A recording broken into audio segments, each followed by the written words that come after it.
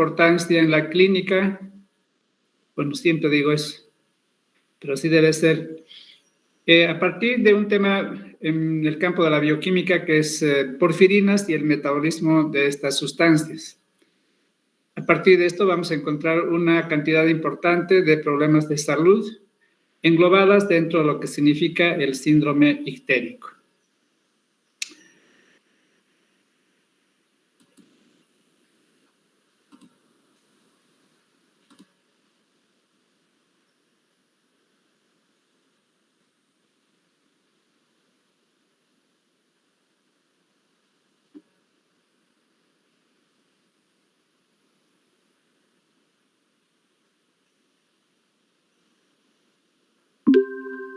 Ok. Bien, ahí tenemos entonces la carátula del tema porfirinas y síndrome ictérico. Lo he hecho en amarillo para que podamos resaltar que estamos precisamente con este problema que se manifiesta de forma clara a través de una coloración amarilla en las conjuntivas, en la piel, a partir de la acumulación excesiva de bilirrubina. Ese es el fundamento, y la bilirrubina es producto del metabolismo del hemo. Entonces recordaremos rápidamente cuál es la estructura y las funciones del hemo, que ha sido uno de los temas que hemos visto a principios de año. El hemo se encuentra dentro la hemoglobina, no se nota muy bien acá, pero primero tenemos un glóbulo rojo y los glóbulos rojos tienen una cantidad muy importante de hemoglobina. Doctor, disculpe que me moleste, no se está apreciando su diapositiva. ¿Y por qué será? Porque ya he puesto presentar. Qué raro.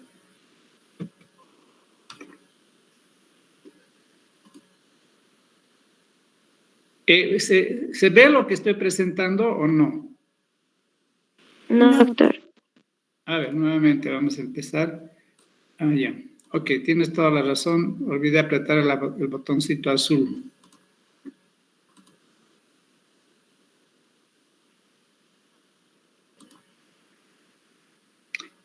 Ok, ahora sí, ¿no? Bien. Entonces decíamos que la estructura de la hemoglobina nos recuerda que tenemos 4 globinas compuestas de una cantidad de más de 100 y tantos aminoácidos cada una de ellas, y al centro de cada globina tenemos 4, cada una de las globinas, en total 4 grupos hemo. Este hemo tiene una estructura plana, es un anillo planar conformado por 4 pirroles. Por eso se llama también tetrapirrol. Recuerden ustedes que aquí al centro hay un hierro que se enlaza con los nitrógenos de cada uno de los pirroles, y por un lado con la cadena de la globina y por el otro lado con el oxígeno. Ok, nada más recordar eso. Pero veremos ahora que la síntesis y el proceso catabólico del hemo se inicia con los precursores, que son 2 que participan en varios procesos. Uno de ellos es la succinilcoenzima A. Es parte o es intermediario del ciclo de Krebs. Y uno de los 20 aminoácidos, la glicina. A partir de ahí hay varios pasos que permiten finalmente tener el anillo o los anillos en la conformación tetrapirrólica del hemo. En el proceso de síntesis, por errores de alguna de las enzimas, vamos a tener de vez en cuando la presencia de una patología que se engloba como las porfirias. Las porfirias entonces son varias, se engloban en 2 categorías, las eritropoyéticas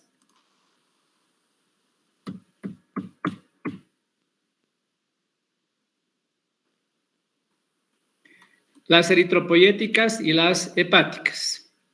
Dentro de las primeras tenemos a la congénita y a la protoporfiria, ambas eritropoyéticas, es decir, proceso de síntesis de los glóbulos rojos y la hemoglobina. Y a las agudas y crónicas, donde tenemos la plumboporfiria, la aguda intermitente, la coproporfiria hereditaria, porfiria variegata, porfiria cutánea tardía y la hepatoeritropoyética. ¿Qué tenemos que saber de todo esto? Son muchos nombres, son muchas variantes, son varias enzimas y procesos los implicados. No es nuestra tarea en este momento. Si alguien se va a especializar en el campo en algún campo específico que toque estos problemas, hematología, por ejemplo, tendrá que conocer al detalle. Tenemos que entender que por lo menos hay unas 9 categorías englobadas entre las eritropoyéticas y las hepáticas. Suficiente eso y un poco acostumbrar el oído para el resto de las patologías. La sintomatología, signos y síntomas de estas porfirias son variadas, por supuesto, pero algo tenemos que decir, como por ejemplo es bastante frecuente el dolor abdominal, problemas neuropsiquiátricos,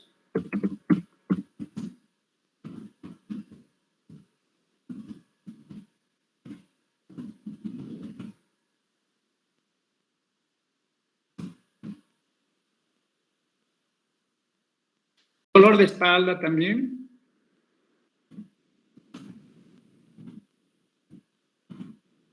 orinas oscuras y a veces aumento de la frecuencia cardíaca, náuseas y vómitos. Con eso nos quedamos entonces dentro de lo que son algunos de los signos y síntomas más frecuentes en las porfirias. Dolor abdominal, problemas neuropsiquiátricos, hirsutismo. Estamos olvidando algo que es interesante, llamado hirsutismo. El hirsutismo se refiere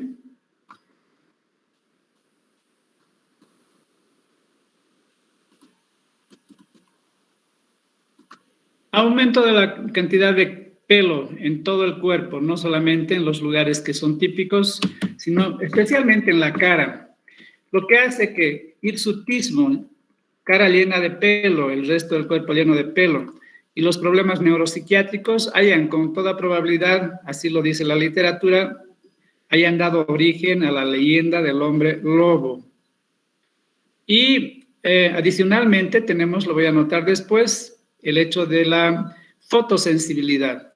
Recuerden ustedes que la hemoglobina y sus derivados son fotosensibles. Por eso uno de los tratamientos en la hiperbilirrubinemia de algunos casos es la fototerapia. Por eso esta gente probablemente no salía de noche, tenían problemas neuropsiquiátricos y el pelo y la cara llena de pelo. El origen de la leyenda del hombre lobo. El catabolismo del hemo se lleva a cabo normalmente en todos nosotros mediante problemas fisiológicos que es al fin de la vida media de un glóbulo rojo.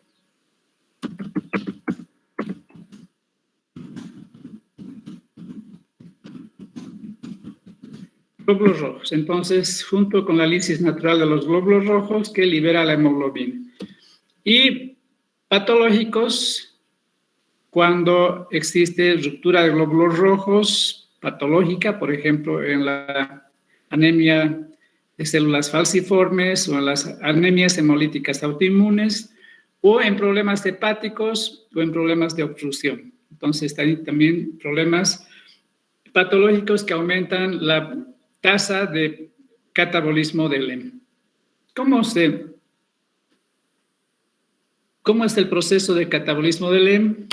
Una vez que se ha liberado el hemo de la globina que sigue su propia ruta, degradándose en sus respectivos aminoácidos y ellos siguiendo varias otras rutas, el hemo se somete a un complejo enzimático llamado hemooxigenasa, que no lo he anotado, y que degrada el hemo en varias etapas, pasando por la verdoglobina, la biliverdina y finalmente la bilirrubina. La verdoglobina tiene un color verde, rojizo, verde oscuro. Imagínense un hematoma en la cara o alrededor de los ojos. Esos hematomas van cambiando desde un color rojo oscuro, pasando por un rojo verdoso, finalmente por un verde suavito y hasta acabar con un amarillo naranja, que es la transformación del hemo finalmente en bilirrubina. ¿Cuáles son las características de esta bilirrubina que ha sido producida por este proceso catabólico?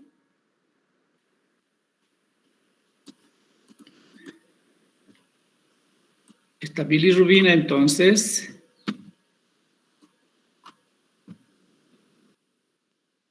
pues voy a volver en letra grande, se llama bilirrubina indirecta. Ese es el nombre que los bioquímicos han adoptado por el proceso bioquímico para su detección. Su valor normal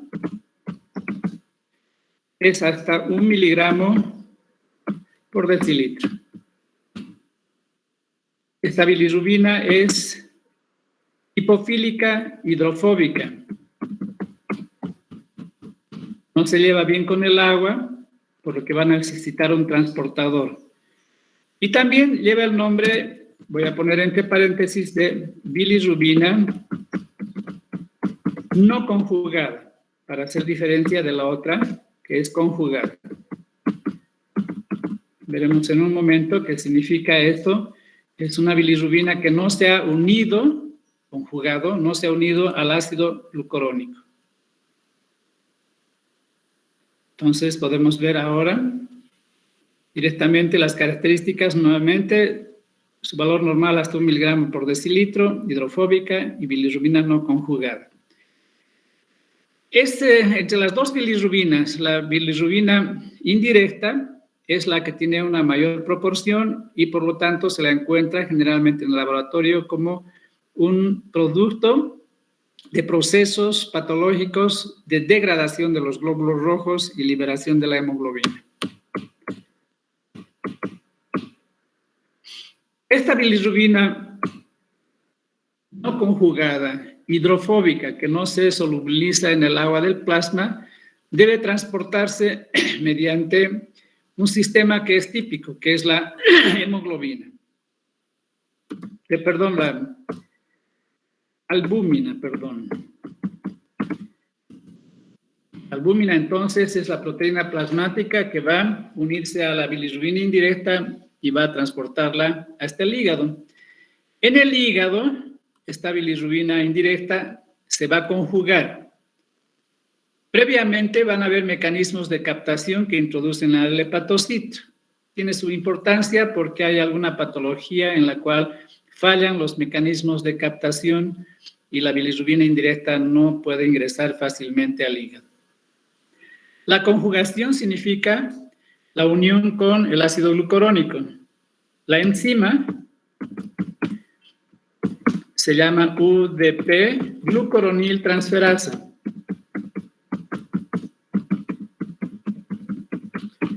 Esta es la enzima clave que va a permitir que se glucuronice, se una al ácido glucurónico y se conforme un monoglucurónido o un diglucurónido de bilirrubina.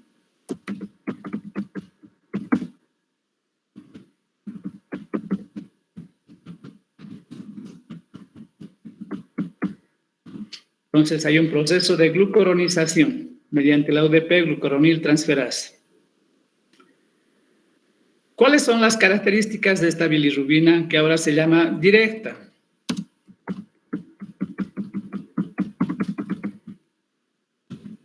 Para diferenciar de la anterior. Las características son que su valor normal es hasta 0,2 miligramos por decilitro. Es hidrosoluble.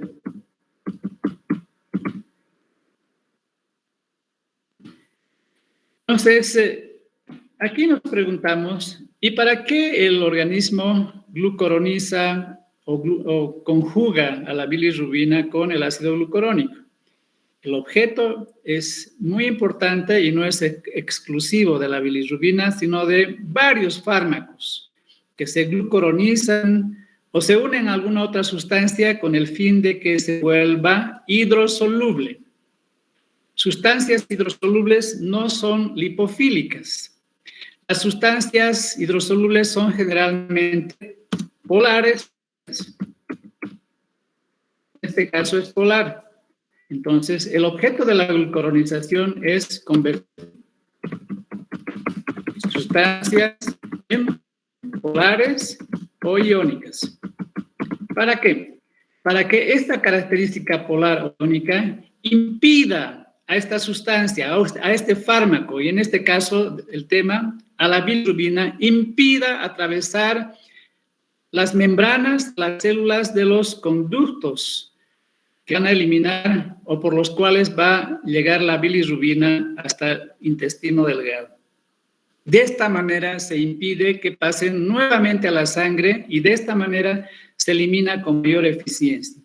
Ese es el objeto de la glucuronización, de la hidroxilación, de la metilación, en este caso de la bilirrubina y en el caso de los fármacos que verán ustedes al año, para permitir que estos se eliminen adecuadamente a través de la bilis y no retornen a la circulación sanguínea. La excreción de la bilirrubina es conjuntamente con la bilis al duodeno. En el duodeno hay una transformación bacteriana que a la bilirrubina la convierten, por ejemplo, en urobilinas o coprobilinas o coproporfirinas, que lo vamos a dejar así. Hay una transformación bacteriana y esta bilirrubina más las formas que se han transformado en el intestino por acción bacteriana pasan en una cantidad importante nuevamente hacia el hígado a través de la absorción intestinal y el sistema PORT.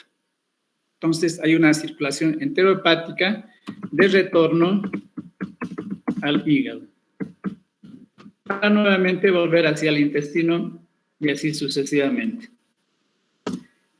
Dos palabras que es importante conocer su significado. Uno es el de coluria. Coluria significa orinas oscuras. Orinas como color de té cargado, que es un signo que nos permite pensar, que nos permite apoyar un diagnóstico de hiperbilirrubinemia.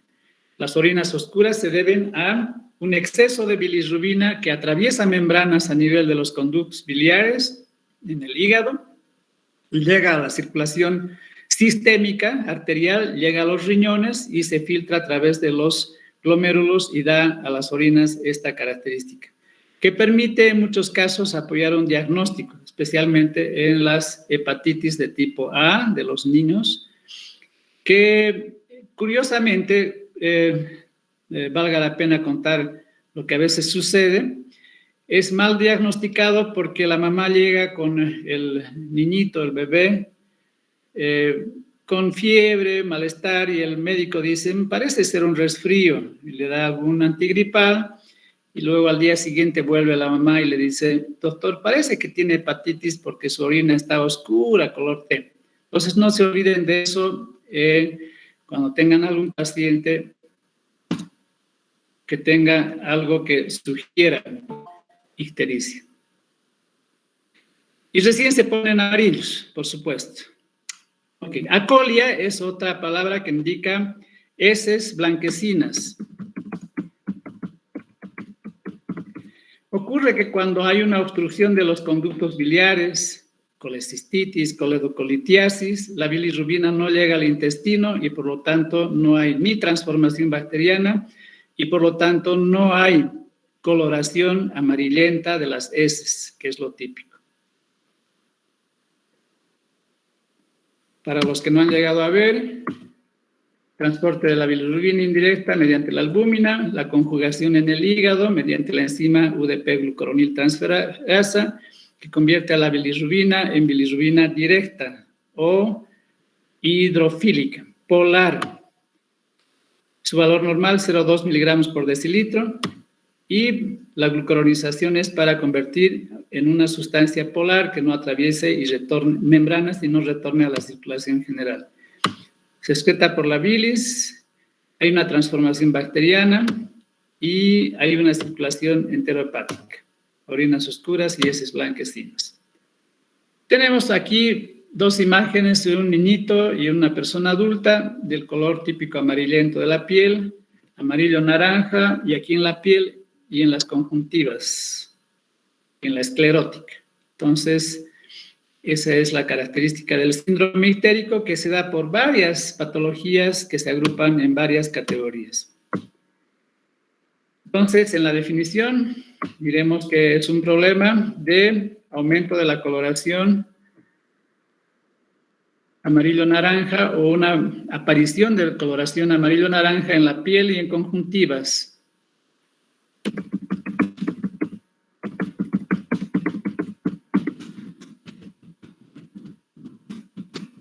Y piel. Cuando la hiperbilirrubinemia aumenta por encima de 2,5 miligramos por decilitro. A partir de ese nivel, más o menos, en que la coloración se manifiesta primero en las conjuntivas y en la esclerótica de los ojos. Cuando por alguna causa la hiperbilirrubinemia es mayor a 14 miligramos por decilitro, en niños pequeños prematuros se produce lo que se conoce como kernícteros.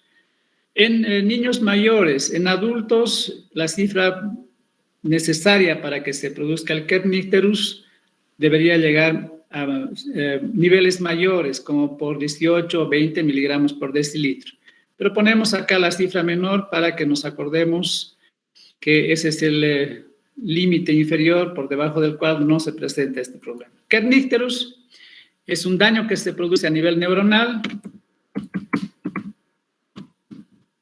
irreversible, por precipitación de la bilirrubina en neuronas.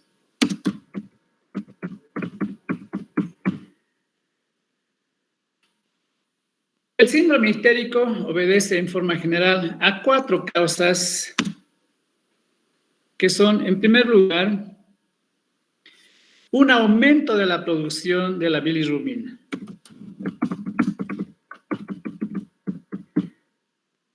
Aumenta la producción por varios mecanismos, por ejemplo, una hemólisis excesiva, pero también puede deberse a una disminución de la captación.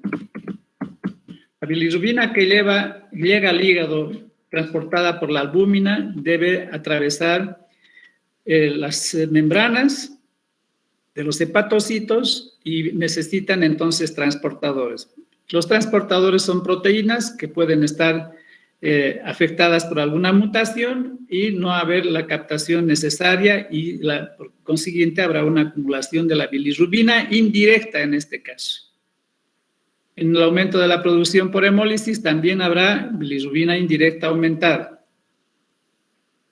Pero puede ser que falle la UDP-glucuronil transferasa, la enzima que conjuga la bilirrubina, y entonces vamos a ver que habrá una disminución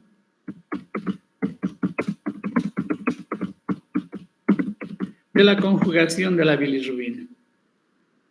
Pero puede ser que falle los transportadores que sacan a la bilirrubina directa del interior del hepatocito y llevan hacia los canalículos biliares. Entonces, habrá una disminución de la excreción.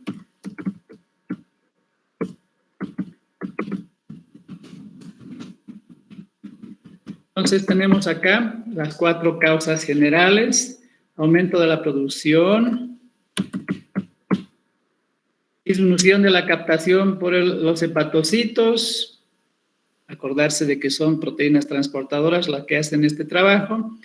Disminución de la conjugación será fundamentalmente por una alteración o disminución de la eficacia de la enzima UDP-glucuronil transferasa, y finalmente disminución de la excreción por falla de los transportadores. Ahora sí veremos que en clínica tenemos tres grandes categorías que engloban a los problemas de salud que dan origen a las diferentes clases de ictericia. Son la ictericia prehepática, 1, 2, la ictericia hepática, donde es el hígado el problema, o ahí en el hígado ocurre algún problema, y 3, las ictericias poshepáticas, que generalmente son de carácter obstructivo. Veremos en el primer caso a un problema que es bastante común, que es la eritroblastosis fetal. Este es un problema de incompatibilidad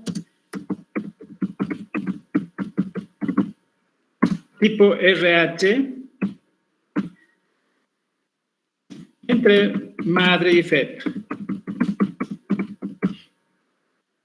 Acá lo que pasa es de que el feto es RH positivo, madre RH negativo y padre RH positivo.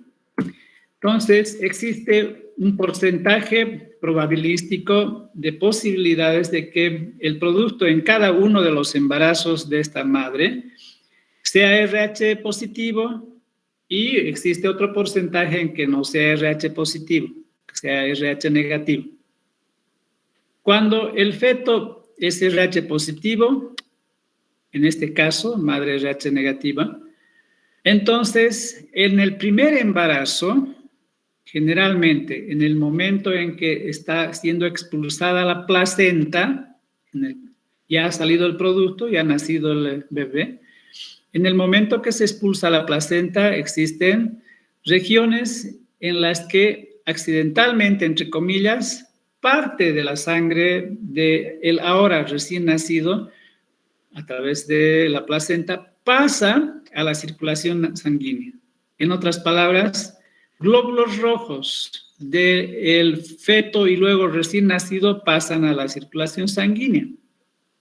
Y la madre, que es RH negativo, que en sus glóbulos rojos no tiene el antígeno RH, pero que sí los tienen los glóbulos rojos que ahora están circulando en el interior de la circulación sanguínea de la mamá, van a, en algún momento, al cabo de algunos días, ya saben ustedes cuánto demora el proceso de activación de un linfocito B, al cabo de algunos días, algún linfocito B con sus receptores de membrana de tipo de la célula B va a contactar y va a ser activado ese linfocito B para producir anticuerpos anti-RH que van a ser producidos en gran cantidad y que van a también producir linfocitos B de memoria, que van a dormirse hasta el siguiente embarazo, que puede ser al cabo de algunos meses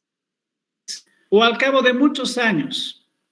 Si el siguiente embarazo, al cabo de algunos meses, también tiene la mala suerte, digamos, de ser un RH positivo, el producto, entonces los antígenos de los glóbulos rojos de ese feto que se está desarrollando, cuando se listen los glóbulos rojos después de su tiempo de vida normal, liberarán estos antígenos que van a poder atravesar la barrera placentaria y pasar a la circulación sanguínea de la mamá durante el embarazo, la cual, a través de sus linfocitos B de memoria, que van a despertar, empezará a producir anticuerpos anti-RH que sí pueden atravesar la placenta, la barrera placentaria, y pasar a la circulación sanguínea y desarrollar entonces lisis de los glóbulos rojos del feto, de tal manera que cuando nazca ese bebé tendrá en mayor o menor grado, dependiendo de la intensidad de la respuesta antigénica y de inmunoglobulinas, con una mayor o menor anemia e ictericia, color amarillento. Entonces vamos a resumir todo eso.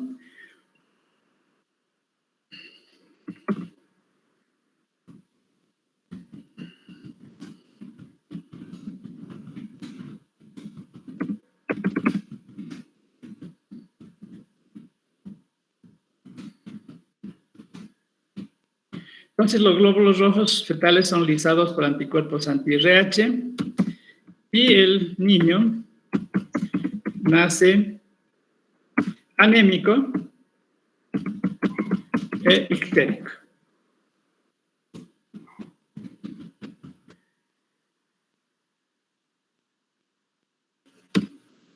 ¿Qué se hace para evitar esto? Como ahora tenemos una rutina del laboratorio antes de que, mucho antes de que nazca el bebé, en el control prenatal y luego también después del parto.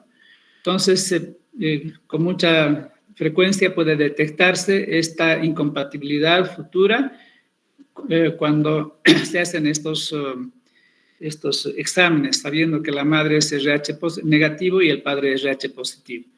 Entonces, esto permite que cuando nazca el bebé, en un primer embarazo, RH positivo del bebé, siendo la madre RH negativo, entonces inmediatamente a la madre se le hace un tratamiento. En un plazo de hasta 36 horas, se administra lo que llaman un suero, pero en realidad se administra anticuerpos anti-RH. ¿Con qué objeto? Primero, tiene que ser en un límite lo más corto posible, porque si se da más tiempo, habrá la oportunidad de que la mamá, habrá la oportunidad que linfocitos B de la madre tengan ese encuentro casual con los glóbulos rojos del ahora recién nacido, con los glóbulos rojos circulantes en la corriente sanguínea de la mamá y se desencadene la producción de anticuerpos de la mamá. Entonces es mejor administrarle anticuerpos externos de alguna otra persona, anti-RH, para que busquen a los glóbulos rojos circulantes y los eliminen, de tal manera que no hayan más glóbulos rojos que puedan desencadenar en la mamá la producción propia de esos anticuerpos y que estén presentes ellos o los linfocitos B de memoria en el siguiente embarazo RH negativo. Al recién nacido, tratamiento al recién nacido va a depender del grado de anemia. Si el recién nacido está muy anémico, entonces se hace la exsanguíneo-transfusión.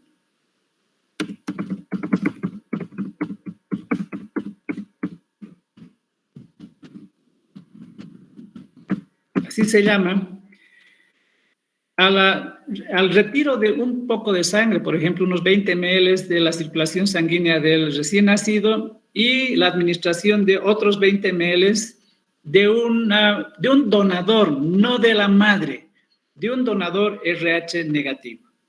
¿Por qué no una transfusión de RH positivo si el recién nacido es RH positivo? Porque el recién nacido tiene anticuerpos, todavía tiene anticuerpos maternos circulando y destruyendo sus glóbulos rojos.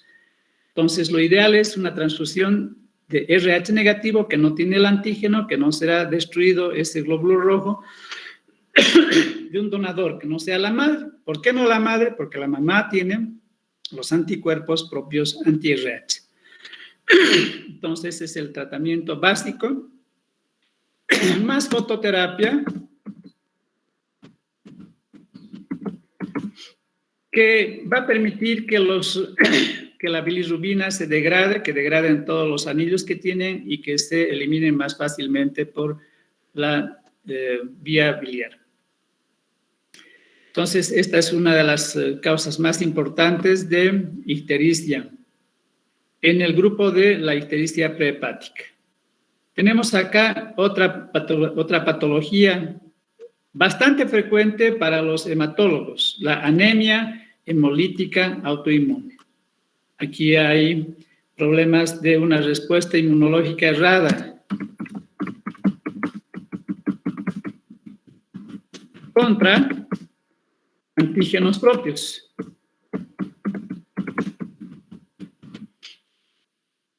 Lo que hace entonces que se vayan degradando los glóbulos rojos Existen varios tipos de anemias hemolíticas. Hay algunas que reacciona el sistema inmunológico ante cambios de temperatura. En algunos casos, ante el frío, se les llama anticuerpos fríos. En otros casos, ante aumentos de temperatura, les llaman anticuerpos calientes. Entonces, este es un problema que requiere tratamiento generalmente de corticoides para que se inhiba la respuesta inmunológica y también otros fármacos que impidan el desarrollo de este problema. La anemia de células falciformes, propia de negros, no voy a escribir el resto, propia de negros en los cuales hay un gen mutante de la síntesis de las cadenas beta de la hemoglobina, en la cual la alanina por la glutamina es sustituida y hace que esta hemoglobina, cuando la hemoglobina está desoxigenada, se vuelva pegajosa, es decir, se vuelva atractiva entre sí cada molécula y formen conglomerados y precipiten estos conglomerados en los glóbulos rojos y vuelvan a las membranas más frágiles, de tal manera que cuando estos glóbulos rojos atraviesen la circulación pequeña, los capilares, especialmente en el vaso, se destruya, liberen mucha hemoglobina, liberen mucho heme y aumente la bilirrubina y también va a haber anemia. El paludismo o malaria por Plasmodium falciparum es la forma más nociva, más dura de las diferentes formas de malaria. Se caracteriza por una hemólisis importante, por palidez, por supuesto, pero también en la palidez por un aumento de la coloración amarillo-naranja. Entonces tenemos acá resumen de la eritrocitosis fetal. El feto RH positivo, madre negativa. La característica básica es que el niño nace anémico e histérico. A la madre se le hace el tratamiento con un suero que contiene anticuerpos anti-RH para que estos destruyan a los glóbulos rojos del feto. Y al recién nacido, una exsanguínea transfusión y fototerapia si es que la anemia es importante. La anemia hemolítica autoinmune, la anemia de células falciformes, el paludismo. El segundo grupo, la ictericia hepática. La más común, tal vez en el conjunto de las tres categorías, es la ictericia fisiológica del recién nacido. Muy común, especialmente en niños pequeños prematuros. ¿Por qué nacen así? Porque hay una inmadurez, vamos a ponerla entre comillas, inmadurez,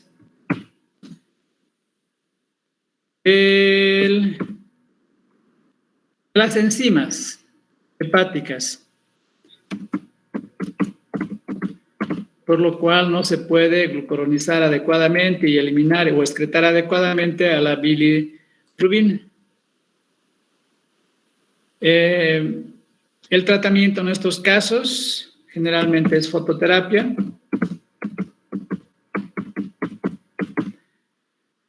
Y si la hiperbilirrubinemia, si la ictericia es bastante importante, si la bilirrubina está bastante elevada, puede administrarse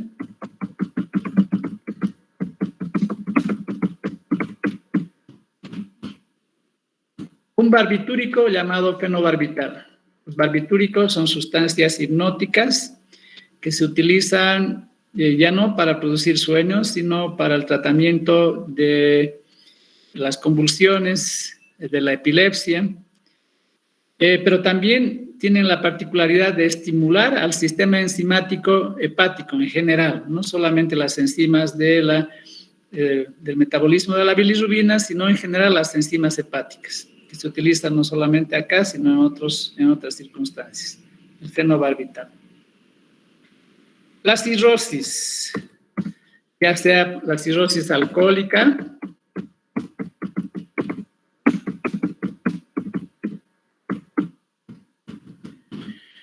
alcohólica. La no alcohólica es aquella que se desarrolla por hígado graso, esteatosis, que acaba también por procesos inflamatorios en fibrosis y luego en cirrosis.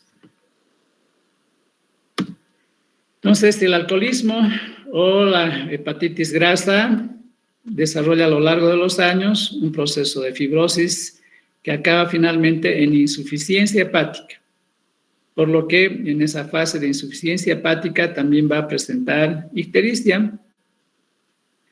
Por supuesto, si es que no ha llegado todavía a la cirrosis total, en una etapa temprana, el dejar de beber o el cambio en la dieta de los pacientes puede colaborar en que esa persona pueda no tener un mal final, que es la muerte, sino poder salvarse, digamos.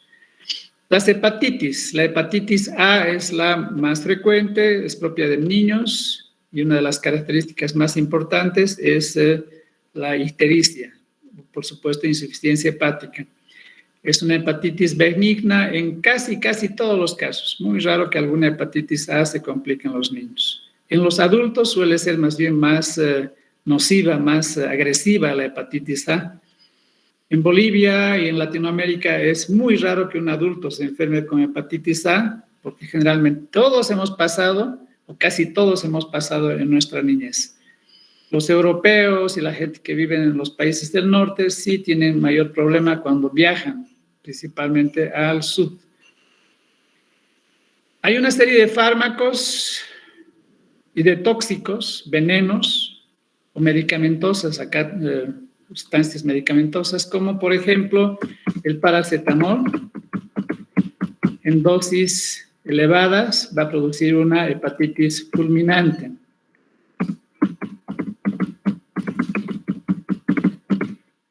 ¿Cuánto es la dosis elevada para que suceda eso con el paracetamol? Droga tan empleada especialmente con la epidemia de COVID-19. Es para un adulto entre 12 y 15 tabletas de 500 miligramos. O sea, no es fácil. Alguien que quiere suicidarse sí puede hacerlo. El cáncer. Cuando el cáncer, ya sea cáncer de hígado o una metástasis de cáncer de otro tejido en el hígado, también va a producir diversos grados de insuficiencia y por lo tanto de ictericia. Problemas raros de tipo mutación genética, problemas en proteínas y en enzimas, como el síndrome de Gilbert, que es un problema en el cual la UDP-glucuroniltransferasa es deficiente, pero no es deficiente en forma completa, perdón. Por lo que el síndrome de Gilbert generalmente es un problema benigno, sin mayor problema. El síndrome de Crigler-Najjar también por problemas en la UDP-glucuroniltransferasa, pero con una mayor agresividad, con una mayor manifestación de hepatitis, de ictericia. Y el síndrome de Dubin-Johnson, que se caracteriza por deficiencia en la excreción de la bilirrubina.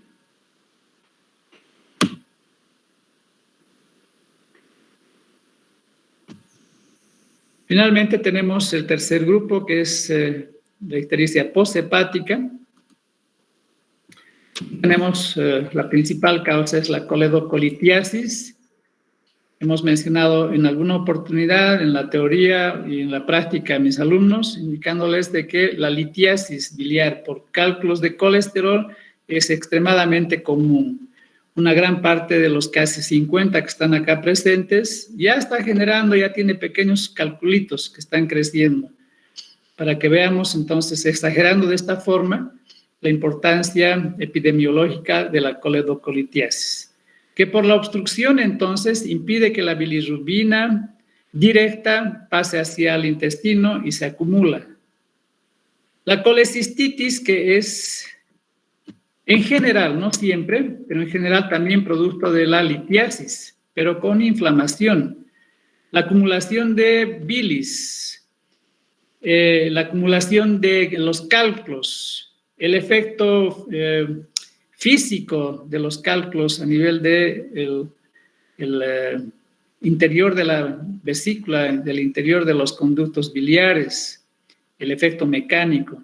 el efecto de los ácidos biliares, que son ácidos leves, ácidos suaves, pero que tienen una característica ácida, libera sustancias inflamatorias de la familia de las prostaglandinas, histaminas, interleucinas, etcétera, etcétera, que produce una inflamación. Hayan o no cálculos, generalmente por cálculos, pero también a veces sin la presencia de cálculos.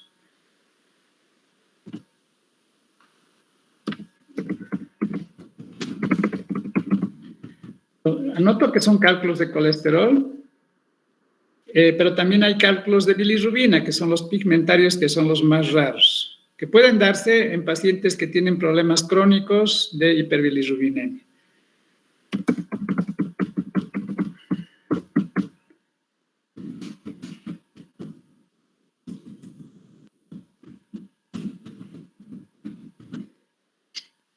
Inflamación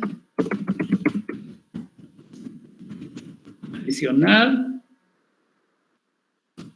y las neoplasias, los cánceres. Cáncer de hígado hemos mencionado, pero pueden ser cáncer, neoplasias de otros tejidos que hacen metástasis en hígado, que hacen metástasis en las vecindades del hígado, obstruyendo por volumen a los conductos biliares, a la vesícula, o la misma pancreatitis, que por el problema de inflamación, una pancreatitis muy grave, con hemorragia, produzca volúmenes en la vecindad de los conductos biliares que obstruyan, que impiden el drenaje de la bilis hacia el intestino. Ok, en el caso de las ictericias prehepáticas, en el laboratorio se elevan principalmente la bilirrubina indirecta.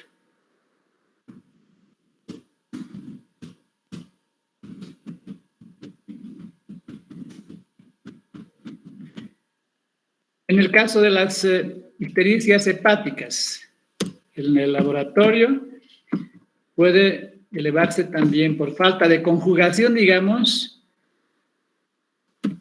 elevación de bilirrubina, también indirecta. Aunque en los casos raros, por ejemplo, la falta de excreción, puede elevarse la bilirrubina directa y la indirecta. Y finalmente, en las ictericias posthepáticas, por supuesto, en el laboratorio vamos a encontrar elevación de bilirrubina directa. Esto nos ayuda entonces en el diagnóstico preciso de qué tipo de patología se está presentando.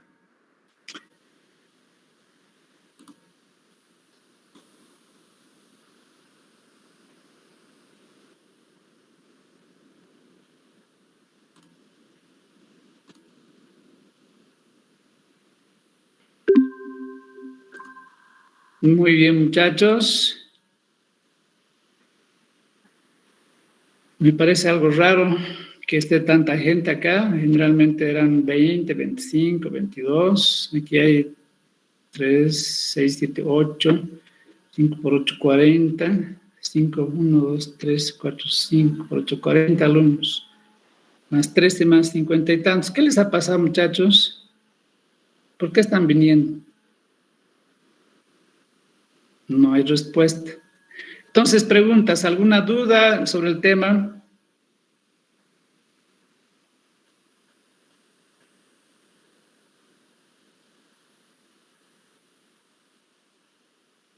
Ana Micaela, te estoy viendo. ¿Alguna duda? ¿Todo está bien? ¿O ya estás en la cama otra vuelta?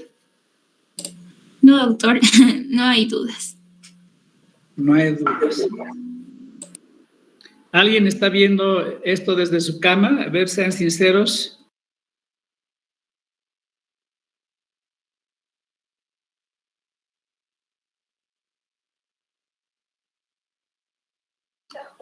Bueno, no hay ni preguntas, no hay nada.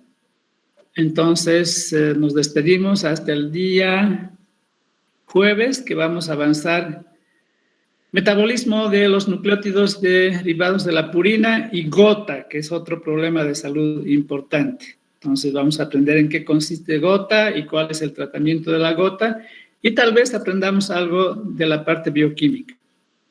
Ja, ja, ja. Bueno, muchachos, hasta luego. Ya que nadie dice nada, nos vemos el día jueves. Chao. Hasta luego, doctor.